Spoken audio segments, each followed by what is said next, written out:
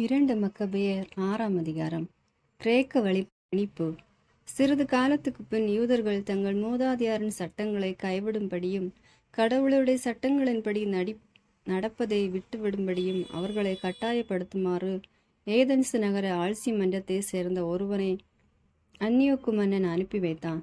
மேலும் எருசலேமில் இருந்த கோவிலை தீட்டுப்படுத்தி அதற்கு ஒலிம்பு மலை சேயவின் கோவில் என பெயரிடவும் கெரிசிமில் வாழ்ந்த மக்கள் வேண்டிக் கொண்டதற்கு இணங்க அங்கிருந்த கோவிலை அந்நியர்களின் நண்பர் சேயுவின் கோவில் என அழைக்கவும் அவனை பணித்தான்.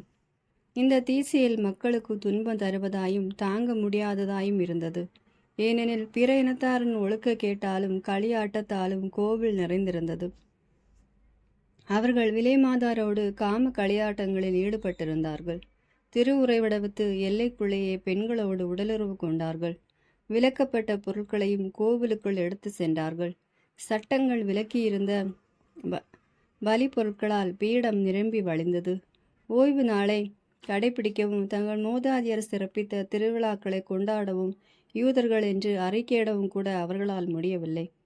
மன்னனுடைய பிறந்த நாள் விழாவின் மாதாந்திர கொண்டாட்டங்களின் போது பலி பொருட்களில் பங்கு கொள்ளுமாறு யூதர்கள் வலுக்கட்டாயமாக கொண்டு செல்லப்பட்டார்கள். தியானிஸின் திருவிழா கொண்டாட்டத்தின் போது கொடிகளால் புனைந்த முடி அணிந்து தியானிஸின் பெயரால் நடைபெற்ற ஊர்வலத்தில் கலந்து கொள்ளுமாறு கட்டாயப்படுத்தப்பட்டார்கள்.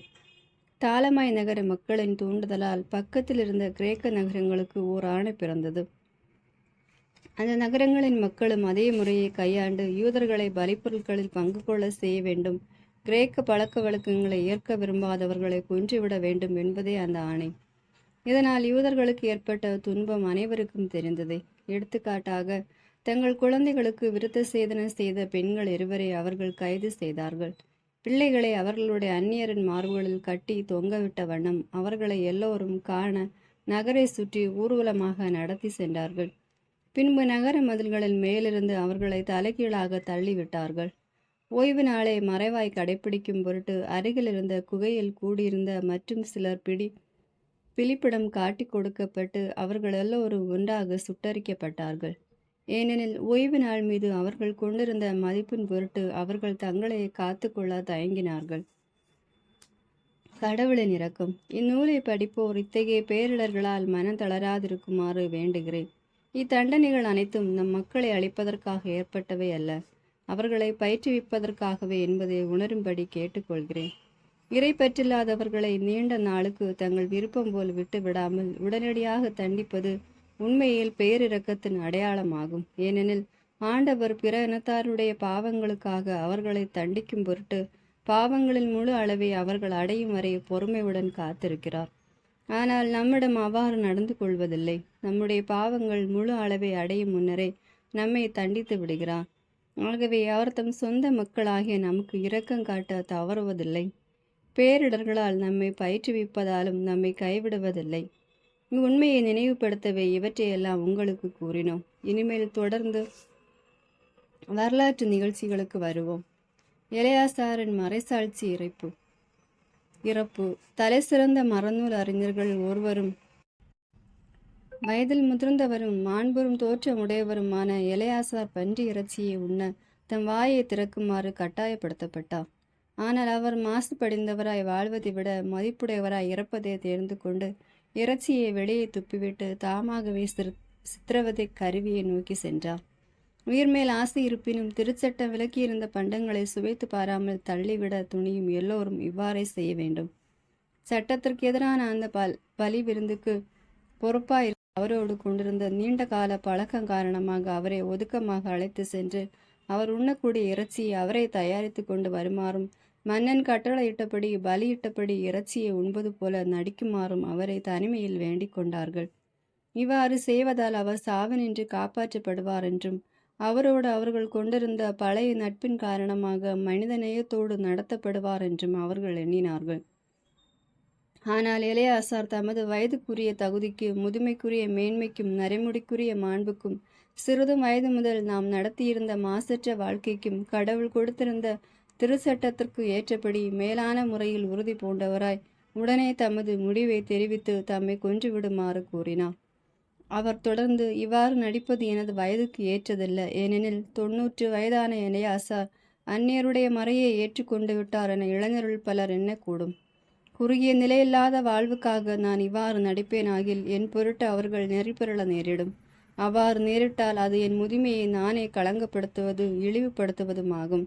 மனிதரின் தண்டனை நின்று நான் தற்காலிகமாக விடுபட்டாலும் உயிரோடு வாழ்ந்தாலும் இறந்தாலும் நான் எல்லாம் வல்லவருடைய கைக்கு தப்ப முடியாது. ஆகவே இப்போது என் உயிரை ஆண்மையுடன் கையளிப்பதன் மூலம் என் முதுமைக்கு நான் தகுதி உடையவன் என மெய்ப்பிப்பேன். மதிப்புக்குரிய தூய சட்டங்களுக்காக விருப்போடும் பெருந்தன்மையோடும் எவ்வாறு இறப்பது என்பதற்கு ஒரு உயரிய எடுத்துக்காட்டை விட்டு செல்வேன் என்றான்.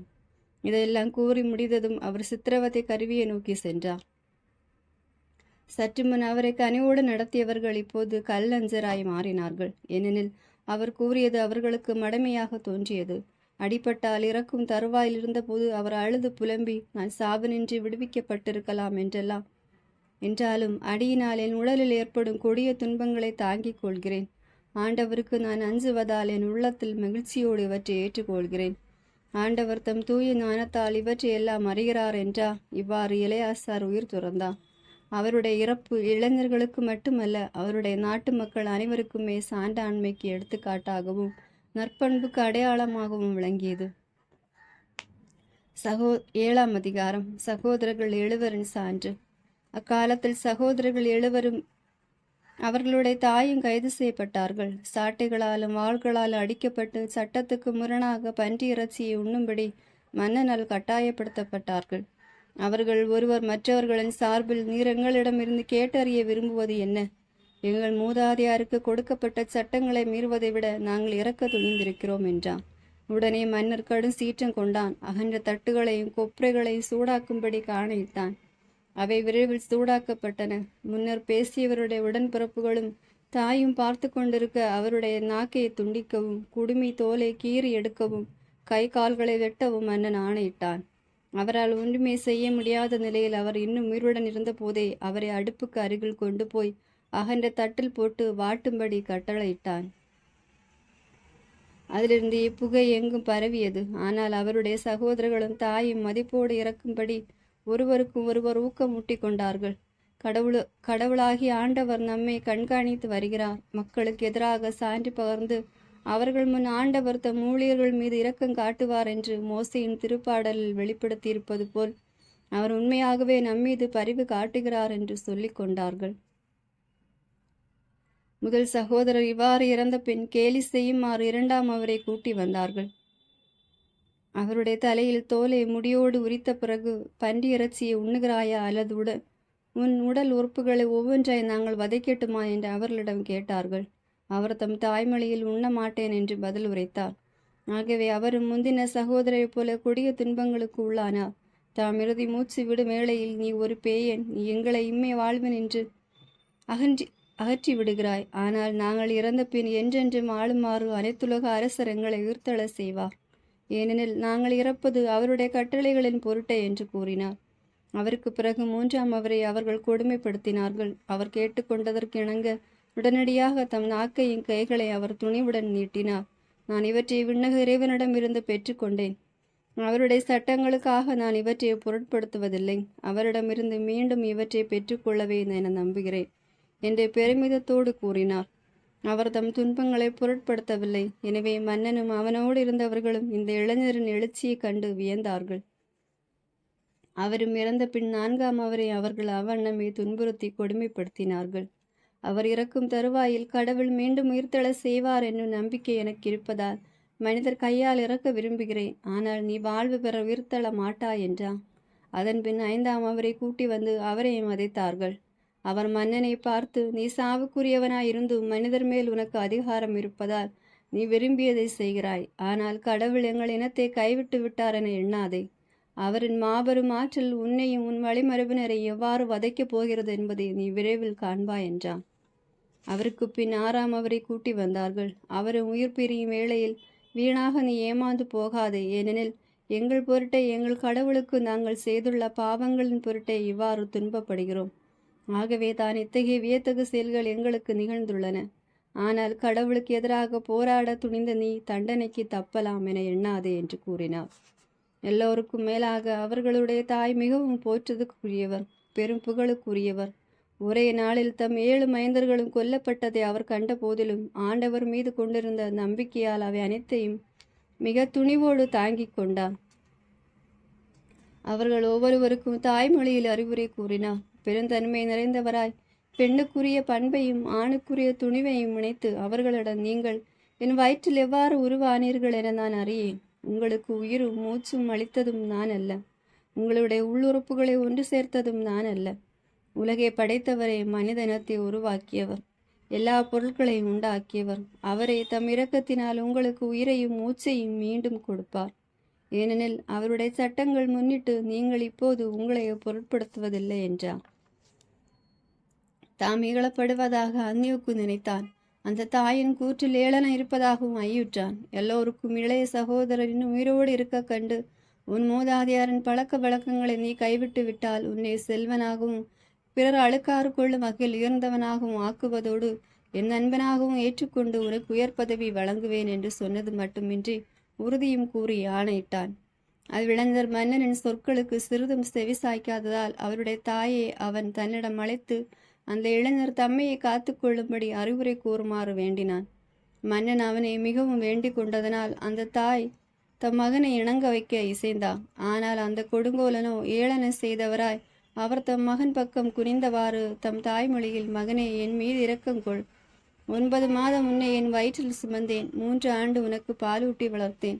இந்த வயது வரை உன்னை பேணி காத்து வந்துள்ளேன். குழந்தாய், உன்னை நான் வேண்டுவது விண்ணையும் மண்ணையும் பான். அவற்றில் உள்ள அனைத்தையும் உற்று நோக்கு. கடவுளிவை அனைத்தையும் ஏற்கனவே இருந்தவற்றிலிருந்து உண்டாக்கவில்லை. இவ்வாறே மனித இனமும் தோன்றிற்று என்பதை அறிந்து கொள்வாய். இக்குரஞ்சனுக்கு அஞ்சாதே, ஆனால் நீ உன் சகோதரர்களுக்கு ஏற்றவன் என மெய்ப்பித்து காட்டு. இறைவன் இரக்கத்தால் உன் சகோதரர்களோடு உன்னையே நான் திரும்ப பெற்றும் கொள்ளும்படி இப்போது சாவை ஏற்றுக்கொள் என்று சொல்லி ஊக்கமூட்டினார். தாய் பேசி முடிப்பதற்குள் அந்த இளைஞர் பின்வருமாறு கூறினார். எதற்காக நீங்கள் காத்து கொண்டிருக்கிறீர்கள்? மன்னனின் கட்டளைக்கு நான் கீழ்ப்படிய மாட்டேன். மோசே வழியாக எங்கள் மூதாதையாருக்கு கொடுக்கப்பட்ட திருச்சட்டத்தின் கட்டளைக்கு கீழ்ப்படிவேன். எபிரேயருக்கு எதிராக எல்லா வகைய துன்பங்களையும் திட்டமிட்ட நீ கடவுளின் கைக்கு தப்ப மாட்டாய். எங்கள் சொந்த பாவங்களின் பொருட்டை நாங்கள் துன்புறுகிறோம். எங்களை கண்டிக்கவும் பயிற்றுவிக்கவும் உயிருள்ள எங்கள் ஆண்டவர் சிறிது காலம் சினங்கொண்டாலும் தம் ஊழியர்களாகிய எங்களோடு மீண்டும் நல்லுறவு கொள்வார். ஆதலால் இழிந்தவனை, எல்லா மனிதர்களும் கேடு கெட்டவனே, விண்ணக இறைவனின் மக்களை நீ தண்டிக்கும் போது செருக்குறாதே. உறுதியற்றவற்றை நம்பி திமிர் கொண்டு துள்ளாதே. எல்லா வல்லவரும் அனைத்தையும் காண்பவருமான கடவுளின் தண்டனை தீர்ப்பு நின்று நீ இன்னும் தப்பி விடவில்லை. என் சகோதரர்கள் சிறிது துன்பப்பட்ட பின் கடவுளுடைய உடன்படிக்கைக்கு ஏற்ப என்றுமுள்ள வாழ்வில் பங்கு கொண்டார்கள். ஆனால் நீ கடவுளின் தண்டனை தீர்ப்பால் உன்னுடைய ஆணவத்திற்கு ஏற்ற தண்டனையை பெறுவாய். என் சகோதரர்களைப் போன்று எங்கள் மூதாதையாரின் சட்டங்களுக்காக நானும் என் உடலையும் உயிரையும் ஒப்படைக்கிறேன். எங்கள் நாட்டின் மீது விரைவில் இரக்கம் காட்டுமாறும் துன்பங்களாலும் சாட்டைகள் அடிகளாலும் அவர் ஒருவரை கடவுளென நீ அறிக்கையிடுமாறும் அவரை நன்றாடுகிறேன்.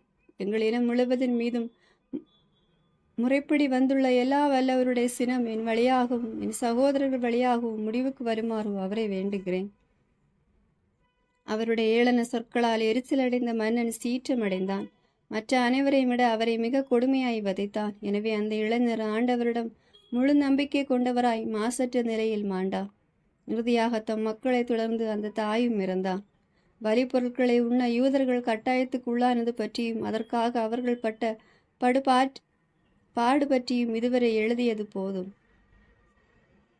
8ஆம் அதிகாரம். யூதாவின் வெற்றிகள். யூதாவின் கிளர்ச்சி.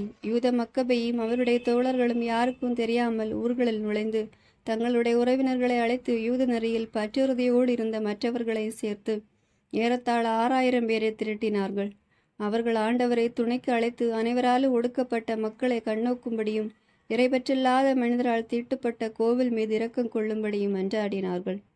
அழிந்து தரைமட்டமாகும் நிலையில் இருந்த நகரின் மீது இரக்கம் காட்டும்படியும் ஆண்டவரை நோக்கி முறையிடும் குருதியின் குரலுக்கு செவிசாய்க்கும்படியும் சட்டத்துக்கு எதிராக மாசற்ற குழந்தைகளை படுகொலை செய்ததை அவரது பெயரை பழித்துரைத்ததை நினைவு கூறும்படியும் தீமை மீது அவருக்குள்ள வெறுப்பை வெளிப்படுத்தும்படியும் வேண்டினார்கள். மக்கபே தம் வீரர்களுக்கு முறையான பயிற்சி அளித்ததால் பிற இனத்தார் அவரை எதிர்த்து நிற்க முடியவில்லை. ஆண்டவருடைய சினம் அப்போது இரக்கமாக மாறியிருந்தது. மக்கபே திடீரென வந்து நகரங்கள் ஊர்கள் தோறும் புகுந்து அவற்றுக்கு தீ வைப்பார். போர்த்திற முக்கியத்துவம் வாய்ந்த இடங்களை கைப்பற்றிய பின் பல பகைவர்களை துரத்தி அடிப்பார். இத்தகைய தாக்குதலுக்கு இரவு வேளை மிகவும் ஏற்றதாக இருக்க கண்டார். அவருடைய பேராண்மை பற்றிய பேச்சு எங்கும் பரவிற்று. நிக்கோனாரின் படையெடுப்பு. யூதா சிறிது சிறிதாக முன்னேறி வருவதையும் மென்மேலும் வெற்றிகள் பெற்று வருவதையும் கண்ட பிலிப்பு அரசு நலன்களை காக்க உதவிக்கு வருமாறு குலேஸ்திரியா பெனிசியா நாடுகளின் ஆளுநரான தாலமிக்கு மடல் எழுதினார். உடனடியாக பத்ரோகலின் மகனும் மன்னனும் முக்கிய நண்பர்கள் ஒருவனுமான நிக்கோனரை தாலமி தேர்ந்தெடுத்து யூத இனம் முழுவதையும் அடியோடு அழிப்பதற்காக பல்வேறு நாடுகளைச் சேர்ந்த 20,000த்திற்கு குறையாத வீரர்களுக்கு தலைவனாக அவனை அனுப்பி வைத்தான். படைத்தலைவனும் போர்த்தொழிலில் மிகுந்த பட்டறிவு கொண்டவனுமான கோர்க்கியாவையும் அவனுடன் சேர்த்து அனுப்பினான். பிடிபடு யூதர்களை அடிமைகளாக விற்பதால் கிடைக்கும் தொகையை கொண்டு ரோமியர்களுக்கு மன்னன் திரையாக செலுத்த வேண்டிய 80 டன் வெள்ளியையும் கொடுக்க நிக்கோனார் திட்டமிட்டான். எல்லாம் வல்லவரின் தண்டனை தீர்ப்பு தன்மேல் வரப்போகிறது என்பதை எதிர்பாராத நிக்கோனார் 40 கிலோ வெள்ளிக்கு அடிமைகளை கொடுப்பதாக உறுதியளித்து யூத அடிமைகளை வாங்க வருமாறு கடலோர நகரங்களுக்கு உடனே சொல்லி அனுப்பினான். நிக்கோனாரின் படையெடுப்பை அறிந்த யூதா அவனது படையின் வருகை பற்றி தம்மோடு இருந்தவர்களிடம் கூறினார். கோழைகளுக்கும் கடவுளின் நீதியில் நம்பிக்கையற்றவர்களும் அவரை விட்டு ஓடினார்கள்.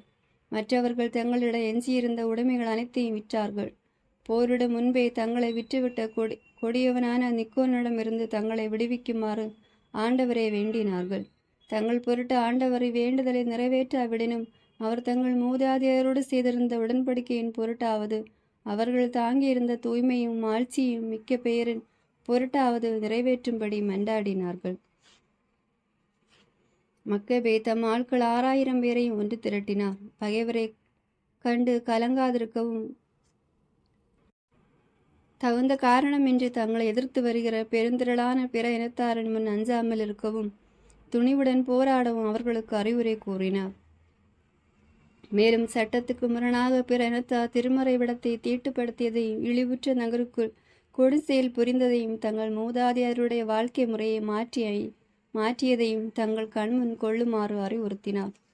பிற இனத்தார் படைகலங்களையும் தீரச் செயல்களையும் நம்பி இருக்கின்றனர். நாமோ நம் எதிரிகளை ஏன் உலக அனைத்தையுமே ஒரு தலையசைப்பால் அழிக்கக்கூடிய எல்லாம் வல்ல கடவுளை நம்பியிருக்கிறோம் என்று அவர் கூறினார்.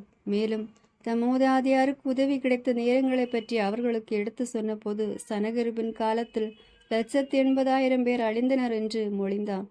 பாபிலோனியாவில் கலாத்தியருக்கு எதிராக நடைபெற்ற போரில் 4,000 மாசிடோனியருடன் சேர்ந்து 8,000 யூதர்கள் மட்டுமே கலாத்தியரை எதிர்த்தார்கள். இருப்பினும் மாசிடோனியர் நெருக்கப்பட்ட போது அந்த 8,000 யூதர்கள் விண்ணக இறைவனிடமிருந்து தங்களுக்கு கிடைத்த உதவியை கொண்டு 120,000 கலாத்தியரை கொன்றார்கள். கொள்ளை பொருட்களை எடுத்து சென்றார்கள் என்றும் கூறினார். நிக்கோனாரின் வீழ்ச்சி. இத்தகைய சொற்களால் மக்கபே தம் ஆட்களுக்கு ஊக்கமூட்டினார். தங்கள் சட்டங்களுக்காகவும் நாட்டுக்காகவும் உயிரை கொடுக்க அவர்களை ஆயத்தப்படுத்தினார். அதன்பின் தம் படையை 4ஆக பிரித்தார். ஒவ்வொரு பிரிவுக்கு தலைவராக தம் சகோதரர்களான சீமோன், யோசேப்பு, யோனத்தான் ஆகியோரை ஏற்படுத்தி ஒவ்வொரு பிரிவுக்கும் 1500 வீரர்களை ஒதுக்கினார். மேலும் திருநூலிலிருந்து உறக்க படிக்க எலையாசாரை ஏற்படுத்தினார். கடவுளை நமக்கு துணை என்று கூறி போர்க்குரல் எழுப்பினார். பின்னர் முதல் படைப்பிரிவை தாமே நடத்தி சென்று நிக்கோனரை எதிர்த்து போர் தொடுத்தார். எல்லாம் வல்லவர் அவர்கள் பக்கம் நின்று போர் புரியவே 9,000த்திற்கும் மிகுதியான எதிரிகளை அவர்கள் கொன்றார்கள். நிக்கோனோரின் படையில் பெரும்பாலோரை காயப்படுத்தி முடமாக்கினார்கள். பகைவர்கள் எல்லோரும் நிலைகுலைந்து ஓட செய்தார்கள். தங்களை அடிமைகளாக வாங்க வந்திருந்தவர்களிடமிருந்து பணத்தை கைப்பற்றினார்கள். சிறிது தொலை பகைவர்களை துரத்தி சென்ற பின் ஏற்கனவே நேரமாகிவிட்டதால் அவர்கள் திரும்பி வரவேண்டியதாயிற்று. அன்று ஓய்வு நாளுக்கு முந்தைய நாளாயிருந்த காரணத்தால் நீண்ட தொலை அவர்களை துரத்தி செல்லும் முயற்சியை கைவிட்டார்கள். எதிரிகளின் படைக்கலங்களை ஒன்று சேர்த்து பொருட்களை பறித்து கொண்ட பின் ஆண்டவரை போற்றி நன்றி கூறி ஓய்வு நாளை கடைபிடித்தார்கள். ஏனெனில் அவர் அந்நாள் வரை அவர்களை பாதுகாத்திருந்தார். அந்நாளில் அவர்கள் மீது தம் இரக்கத்தை பொழிய தொடங்கியிருந்தார். ஓய்வு நாளுக்கு பின் கொள்ளை பொருட்கள் சிலவற்றை போரில் துன்புறுத்தப்பட்டவர்களுக்கும் கைப்பெண்களுக்கும் ஆதரவற்றோருக்கும் கொடுத்தார்கள். எஞ்சியதே தங்களுக்குள்ளும் தங்கள் பிள்ளைகளோடும் பகிர்ந்து கொண்டார்கள். இதன் பின் அவர்கள் பொதுவில் கடவுளிடம் கெஞ்சி மன்றாடினார்கள். தம் ஊழியர்களோடு முழுமையாக நல்லுறவு கொள்ளும்படி இரக்கமுள்ள ஆண்டவரை இறைஞ்சி வேண்டினார்கள். திமோத்தேயு மாக்கியத்தின் வீழ்ச்சி. திமோத்தேயு பாக்கியது ஆகியோரின் படைகளோடு யூதர்கள் போராடிய போது அவர்கள் 20,000க்கும் மிகுதியானவர்களை கொன்று அவர்களின் மிக உயர்ந்த கோட்டைகள் சிலவற்றை கைப்பற்றினார்கள். மிகுந்த கொள்ளை பொருட்கள் ஒரு பாதியை தங்களுக்குள் பகிர்ந்து கொண்டார்கள். மறுபாதியை போரில் துன்புறுத்தப்பட்டோர், ஆதரவற்றோர், கைம்பெண்கள், முதியோர் ஆகியோருக்கு பகிர்ந்தளித்தார்கள்.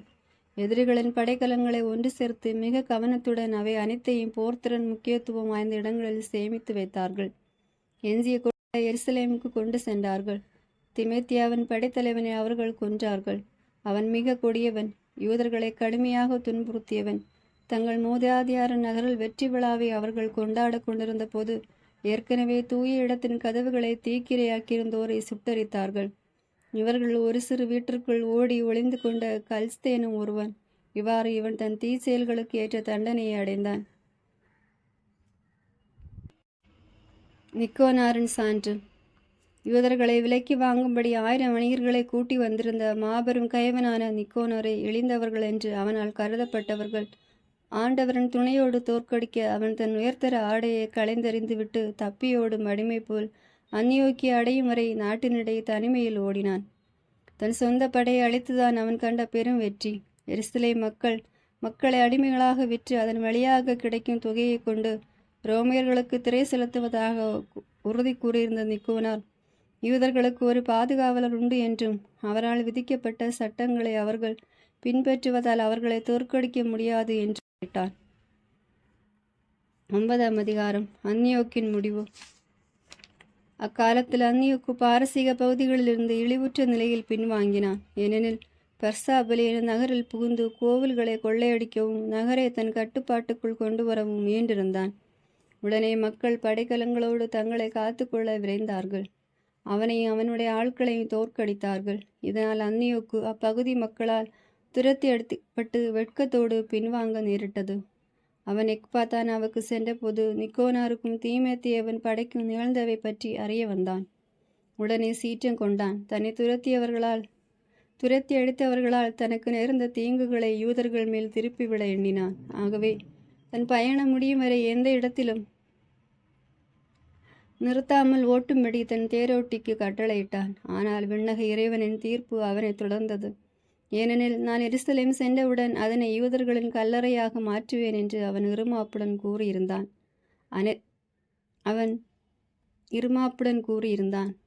அனைத்தையும் காணும் ஆண்டவரும் இஸ்ரேலின் கடவுளுமானவர் கண்ணுக்கு புலப்படாத திகிராத நோயால் அவனை வதைத்தார். அவன் மேற் சொன்னவாறு பேசி முடித்தவுடனே அவனது குடலில் தாங்க முடியாத வலியும் உள்ளுறுப்புகளில் பொறுக்க முடியாத நோவும் ஏற்பட்டன. கேட்டிராத பற்பல கொடுமைகளால் பிறருடைய குடல்களை வதைத்திருந்த அவனுக்கு இவ்வாறு நேர்ந்தது முறையே. இருப்பினும் அவனுடைய திமிர் எவ்வகையிலும் அடங்கவே இல்லை. அவன் மேலும் இருமாப்புற்றான். யூதர்களுக்கு எதிராக அவனது சீற்ற கனல் பற்றி எரிந்தது. எனவே இன்னும் விரைவாக தேரை ஓட்டுமாறு கட்டளையிட்டான். ஆனால் மிக விரைவாக பாய்ந்து சென்று கொண்டிருந்த தேரிலிருந்து கீழே வீழ்ந்தான். அந்த படுவீழ்ச்சியால் அவனது உடலின் ஒவ்வொரு உறுப்பும் துன்பத்துக்கு உள்ளாயிற்று. இவ்வாறு இயல்புக்கு மீறிய இருமாப்பால் தூண்டப்பட்டு கடல் அலைகளுக்கு தன்னால் கட்டளையிட முடியும் என்று நினைத்தவன், உயர்ந்த மலைகளை தூலாகோலில் வைத்து தன்னால் நிறுத்த முடியும் என்று கற்பனை செய்தவன் அந்தோ தரையில் வீழ்த்தப்பட்டான். கடவுளின் ஆற்றல் அனைவருக்கும் வெளிப்படும் வகையில் ஒரு தூக்கு கட்டிலில் வைத்து தூக்கி செல்லப்பட்டான். அக்கொடியவனின் உடலில் இருந்த புழுக்கள் ஒன்றாய் திரண்டு எழுந்தன. அவன் கடு துன்பம் தீரோடு வாட குற்றூராய் கிடந்தபடி அவனது சதை அழுகி விழுந்தது. அதனின்றி எழுந்த கொடிய நாற்றத்தால் அவனுடைய படை முழுவதும் அருவருப்பு அடைந்தது. விண்மீன்களை தன்னால் தொட முடியும் என்று சற்று முன் எண்ணிக்கொண்டிருந்த அவனை பொறுக்க முடியாத நாற்றத்தின் பொருட்டு அப்போது எவனும் தூக்கி செல்ல இயலவில்லை. இறுதியில் மனமுடைந்தவனாய் தனது இருமாப்பை கைவிடத் தொடங்கினான். கடவுளால் தண்டிக்கப்பட்ட நிலையில் அறிவு தெளிந்தான். ஏனெனில் தொடர்ந்து பெருந்துன்பத்திற்கு உள்ளானான். தன் நாற்றத்தை தானே தாங்க முடியாத போது அவன் கடவுளுக்கு அடங்கி இருப்பதே முறை. அழிவுக்குரிய மனிதன் தன்னை கடவுளுக்கு இணையாக எண்ணுவது தவறு என்று கூறினான். அக்கயவன் ஆண்டவருக்கு ஒரு பொருத்தனை செய்தான். ஆனால் அவர் அவனுக்கு இரக்கம் காட்டுவதாக இல்லை. அப்பொருத்தனைப்படி திருநகரை தரைமட்டமாக்கி அதை கல்லறையாக்க விரைந்து வந்தவன் இப்போது அதற்கு விடுதலை கொடுக்க முடிவு செய்தான். யூதர்கள் அடக்கம் செய்யப்படுவதற்கு கூட தகுதியற்றவர்கள் என்று கருதி அவர்களையும் அவர்களுடைய பிள்ளைகளையும் காட்டு விலங்குகளுக்கும் பறவைகளுக்கும் இரையாக எறிந்துவிட திட்டமிட்டிருந்தவன் அவர்கள் எல்லோரும் ஏதென்சன் நகரத்தாருக்கு இணையாக நடத்தவும் எண்ணினான். தான் முன்பு கொள்ளையடித்திருந்த திருக்கோவிலை அழகுமிக்க நேர்ச்சிய படையர்களால் அணி செய்வதாகவும் தூய கலன்கள் அனைத்தையும் பன்மடங்காக திருப்பி கொடுப்பதாகவும் பலிகளுக்கான செலவுகளை தன் சொந்த வருவாயிலிருந்து கொடுப்பதாகவும் முடிவு செய்தான். எல்லாவற்றுக்கும் மேலாக தானே ஒரு யூதனாக மாறுவதாகவும் மக்கள் குடியிருக்கும் இடங்களுக்கெல்லாம் சென்று கடவுளுடைய ஆற்றலை அறிக்கையிடுவதாகவும் உறுதி கூறினான். ஆயினும் கடவுளின் முறையான தண்டனை தீர்ப்புக்கு அவன் உள்ளானதால் அவனுடைய துன்பங்கள் எவ்வகையிலும் குறையவில்லை. நம்பிக்கை முழுவதும் இழந்தவனாய் கெஞ்சும் மொழியில் ஒரு மடலை யூதர்களுக்கு வரைந்தான். அது வருமாறும்: மதிப்புக்குரிய யூத மக்களுக்கு அவர்களுடைய மன்னரும் படைத்தலைவருமாகிய அன்னியோக்கு எல்லா நலமும் பெற வாழ்த்தி எழுதுவது. நீங்களும் உங்கள் மக்களும் நலமுடன் இருப்பின் உங்கள் விருப்பப்படியே அனைத்தும் சிறப்பாக நடக்குமாயின் எனக்கு மகிழ்ச்சியே. என் நம்பிக்கை விண்ணக இறைவனில் உள்ளதால் நீங்கள் என் மீது கொண்டுள்ள மதிப்பையும் நல்லெண்ணத்தையும் அன்புடன் நினைவு கூறுகிறேன். பாரசீகத்திலிருந்து நான் திரும்புகையில் ஒரு கொடிய நோயால் பீடிக்கப்பட்டேன். அதனால் நான் உங்களுடைய அனைவருடைய பொதுநலனுக்கும் ஆவண செய்வது இன்றியமையாதது என்று கண்டேன். என் நிலையை குறித்து நான் மனமுடையவில்லை, ஏனெனில் நோயினின்று நலம் பெறுவேன் என்னும் நம்பிக்கை எனக்கு பெரிதும் உண்டு. என் தந்தை மலை நாடுகளில் தம் படையை நடத்தி சென்ற வேளைகளில் தமக்கு ஒரு பதிலாளை ஏற்படுத்தியதை நான் அறிவேன். இதனால் யாதேனும் எதிர்பாராது நடப்பினும் அல்லது விரும்பாத செய்திகள் வந்தாலும் அவருடைய ஆட்சிக்கு உட்பட்ட மக்களுக்கு தொல்லைகள் நேரா. ஏனெனில் ஆட்சி யாருக்கு உரியது என்பதை அவர்கள் அறிவார்கள். இது தவிர அண்டை நாட்டு மன்னர்கள், குறிப்பாக என் அரசின் எல்லை நாட்டு மன்னர்கள் தக்க வாய்ப்புக்காக காத்து கொண்டிருக்கிறார்கள் என்பதும் என்னை நடக்கப் போகிறது என கவனித்து கொண்டிருக்கிறார்கள் என்பதும் எனக்கு தெரியும். ஆகவே நான் என் மகன் அந்நியோக்கிய மன்னராக ஏற்படுத்தியிருக்கிறேன். நான் மலை நாடுகளுக்கு விரைந்த போதெல்லாம் அவரை உங்களுள் பலருடைய பொறுப்பில் ஒப்படைத்து பரிந்துரைத்ததும் உண்டு. இங்கு நான் எழுதியுள்ளதை அவருக்கும் எழுதியுள்ளேன். ஆகவே பொதுவாகவும் தனிப்பட்ட முறையில் நான் உங்களுக்கு செய்துள்ள நன்மைகளை நினைவு கூர்ந்து என் மீதும் என் மகன் மீதும் இப்போது கொண்டுள்ள நல்லெண்ணத்தை நீங்கள் ஒவ்வொருவரும் தொடர்ந்து கொண்டிருக்க வேண்டும் என கெஞ்சி கேட்டுக்கொள்கிறேன்.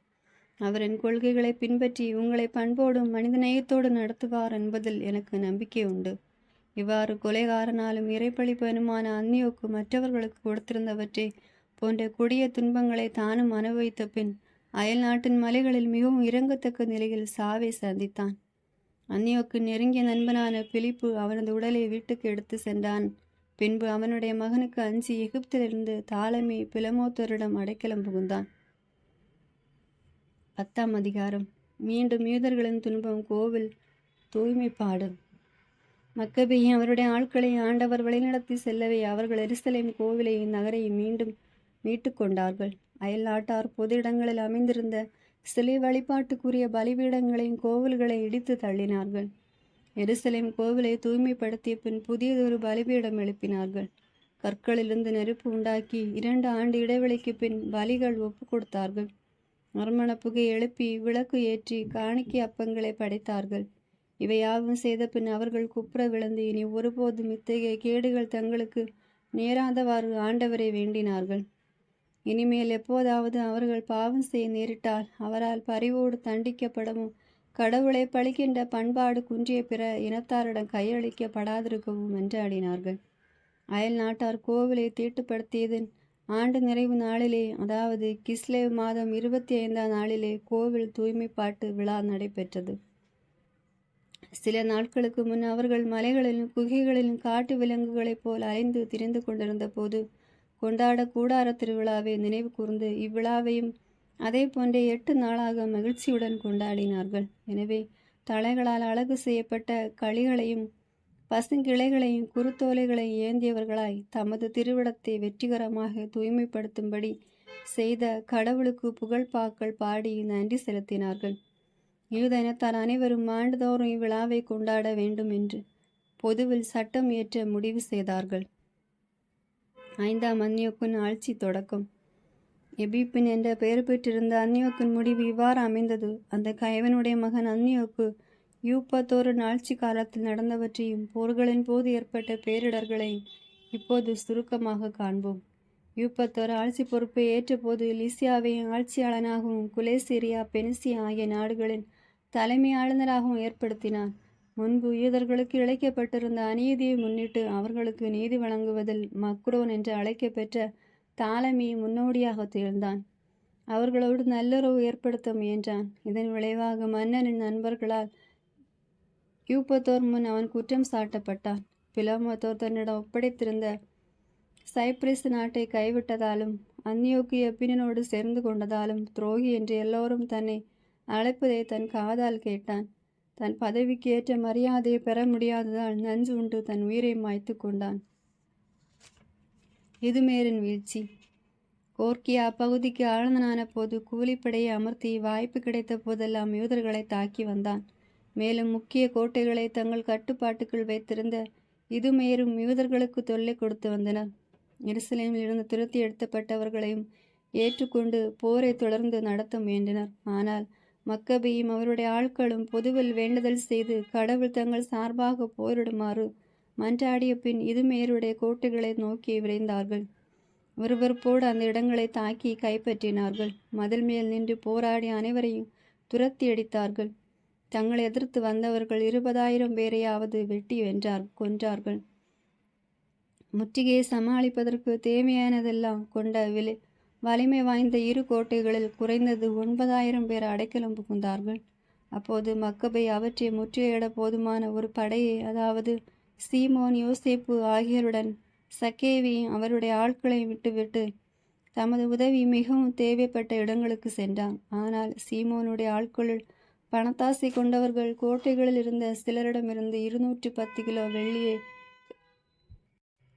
கையூட்டாக பெற்றுக்கொண்டு அவர்கள் சிலரை தப்பியோட விட்டுவிட்டார்கள். நடந்தது பற்றி மக்கபேயுக்கு தெரிவிக்கப்பட்ட போது அவர் மக்களின் தலைவர்களை கூட்டினார்.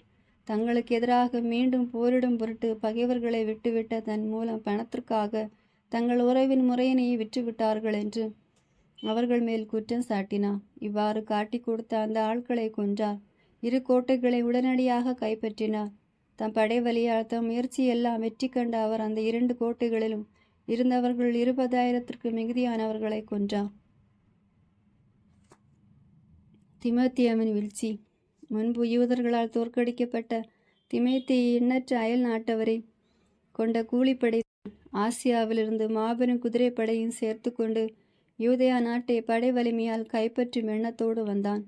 அவன் நெருங்கி வந்தபோது மக்கபேயும் அவருடைய ஆட்களும் தங்கள் தலைமையில் புழுதியை தூவிக்கொண்டும் தங்கள் இடையில் சாக்குடை உடுத்தி கொண்டும் கடவுளிடம் கெஞ்சி மன்றாடினார்கள்.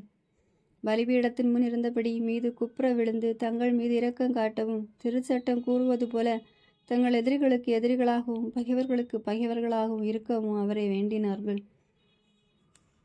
வேண்டலுக்கு பின் தங்கள் படைக்கலங்களை எடுத்துக்கொண்டு அவர்கள் நகரிலிருந்து நெடுந்தொலை சென்றார்கள். எதிரிகள் இருந்த இடத்திற்கு அருகில் வந்ததும் அங்கு தங்கினார்கள். பொழுது புலர்ந்ததும் இரு படையினரும் போர் தொடுத்தனர். யூதர்கள் தங்கள் வெற்றிக்கும் புகழுக்கும் தங்கள் வலிமையை மட்டுமே நம்பவில்லை, ஆண்டவர் மீது நம்பிக்கை கொண்டிருந்தார்கள்.